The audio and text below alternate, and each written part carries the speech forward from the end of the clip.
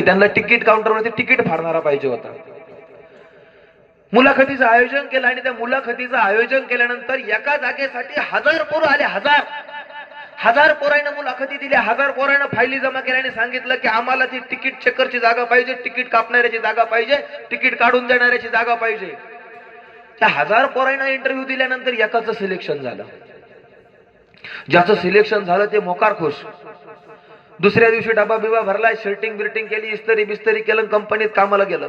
त्या अभयारण्यामध्ये कामाला गेलं आणि तेवढ्यात त्या जंगलामधला अभयारण्यातला माळी तिथल्या सुपरवायझर कडे गेला आणि सांगितलं की सुपरवायझर साहेब, अहो काल आपण इंटरव्ह्यू घेतले, 1000 पोरं मुलाखतीला आले, त्याच्यामधला आपण एक सिलेक्ट केला, पण आपण त्यालाही नोकरी देऊ शकत नाही हो. म्हणे का? अहो तिकीट काढून जे लोक गोरियाला माकड बघायला येणार होते ते गोरियाला माकडच मरून गेलं, त्याला नोकरी द्यायची कुठून? तेवढं ते आलं शर्टिंग बिर्टिंग करून, हातामध्ये फायली बिली डबा बिबा घेऊन. ते सुपरवायझरने त्याच्याकडे पाहिलं, हात हजर झाला आणि ज्याच्यासाठी तिकीट काढायचं होतं ते माकड तर मेलं. आता याला नोकरी द्यायची कुठून? सुपरवायझर म्हटला, हा बाबा तुला आम्ही काही नोकरी देऊ शकत नाही. सुपरवायझरनं म्हटल्यावर त्या पोरानं पायच धरले ना. साहेब 1000 पोरायला डावलून तुमच्यापर्यंत आलोय, मुलाखत दिली, कागदपत्र दाखवले, डिग्र्या दाखवल्या, बीएससी झालोय, सांगितलंय काही करा. आज घरी सांगून आलो आई बापाला की मी नोकरीला चाललोय, मला नोकरी पाहिजे, काही द्यायचं काही द्या, मला नोकरी पाहिजे. सुपरवायझरच्या डोक्यात आयडिया आली, त्यानं सांगितलं तुला नोकरी देतो, पण मी सांगेल ते काम करावं लागल. पोरगा म्हटलं कबूल आहे, मला नोकरी पाहिजे. सुपरवायझरनं ते गोरियाला माकडाचे कपडे आणले, त्याला घालायला सांगितले. त्यानं ते माकडाचं कपडे घातलं आणि सांगितलं की त्या पिंजऱ्यामध्ये जाऊन उभं राहायचं, लोक तुला पाहायला आले का माकडासारख्या उड्या मारायच्या, तुला तुझा पेमेंट वेळेवरती भेटल. याला नोकरी पाहिजे होती, यानं माकडाचे कपडे घातले, पिंजऱ्यामध्ये गेलं, मस्त पैकी उभं राहिलं. लोक आले का मोकार उड्या मारायचं, लोकांनाही आनंद वाटायचा. लोक त्याला आणलेल्या शेंगा, पेरू, केळं, फळं काय असतील ते खायला द्यायचे. त्याला वाटलं एकदम भारी, डेलीचा अलाउन्स पण भेटतोय, पगार पण भेटतोय, डबा आणायचा येतात नाही, काम काय तर उड्या मारायचं. त्याला आनंद झाला. माकडाचे कपडे घातले, पिंजऱ्यामध्ये उड्या मारायला लागला. आणि एका दिवशी एका कॉलेजची ट्रिप त्या अभयारण्यामध्ये गेली आणि अभयारण्यामध्ये कॉलेजची ट्रिप गेल्यानंतर त्या कॉलेजच्या पोरीकडे पाहून याचा किडा जागृत झाला आणि हा जोरजोरात उड्या मारायला लागला. जोरजोरात उड्या मारायला लागला आणि उडी मारता मारता चुकून त्या वाघाच्या पिंजऱ्यात पडला. वाघाच्या पिंजऱ्यात पडला आणि डोळे उघडले, समोर पाहतो तो वाघ. अरे बापरे, वाघाला पाहिल्यावर हे म्हणताय मला वाचवा वाचवा. आणि तो वाघ त्याच्या जवळ आला, गप बोलू नको, ओरडला तर तुझी नोकरी जाईल आणि माझी जाईल. जसा तो माकड बनून बसलाय तसा ऑलरेडी मी वाघ बनून बसलोय. तू बीएससी झालाय, मी एमएससी झालोय. अशी नोकऱ्यांची परिस्थिती आहे. त्याच्यामुळे नोकऱ्यांच्या पाठीमागं लागायचं नाही. जे काय असेल ते स्वतःच तयार करा. आणि सगळ्यात महत्वाची गोष्ट सांगतो, छत्रपती शिवाजी महाराज ही कुण्या एका जातीची बापाची मक्तेदारी नाही. छत्रपती शिवाजी महाराज इथल्या 18 पगड जातीचे आहे, 12 बलुतेदारांचे आहे, हिंदू मुसलमानांचे आहे.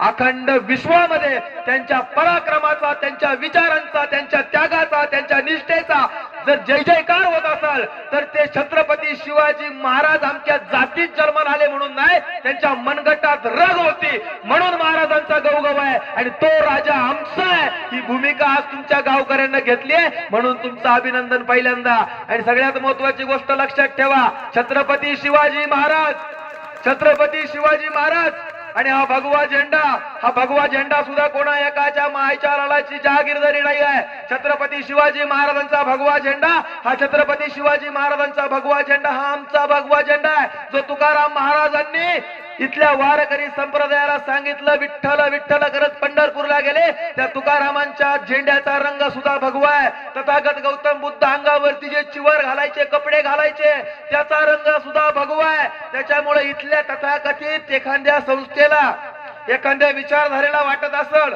की हा झेंडा आमचा, हा रंग आमचा, शिवाजी महाराज आमचे, शिवाजी महाराज तुमच्या बापाची जहागीरदारी नाहीये. छत्रपती शिवाजी महाराज इथले 18 पगड जातीचे, 12 बलुतेदारांचे आहेत.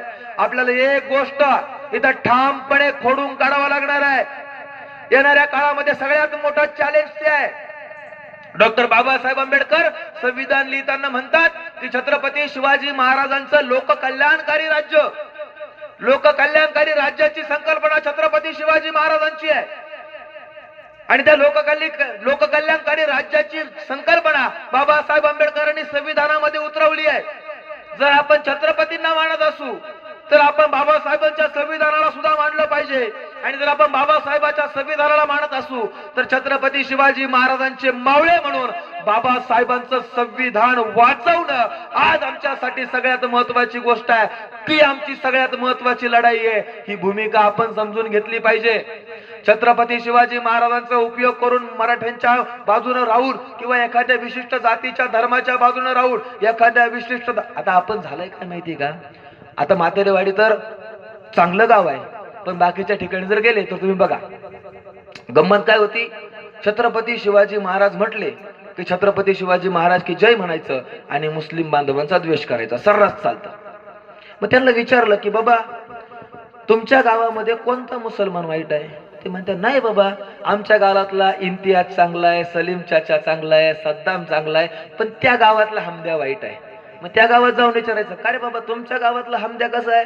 ते म्हणतात नाही नाही नाही आमच्या गावातला हमद्या चांगला, तुमच्या गावातला वाईट आहे. कोणत्याच गावातला मुसलमान वाईट नसतो. अरे आपण एकदा सकाळी भाकरी खाल्ली का दिवसभर कधी परत विचार करत नाही, देवपूजा नाही, काय नाही. कमीत कमी अल्लाच्या पुढं नमाज पठण करताना 5 वेळा तो मुस्लिम बांधव त्याचं डोकं ह्या जमिनीला लावतो. तो इथला खरा या मातीवरती प्रेम करणारा आहे. छत्रपती शिवाजी महाराजांनी सांगितलं त्यांच्या सैन्यामध्ये मुस्लिम सैनिकांची यादी काढून बघा. दौलत खान दर्या सांगर मुसलमान आहे, आपल्या आरमाराचा प्रमुख आहे. छत्रपती शिवाजी महाराजांचा वकील मुसलमान आहे.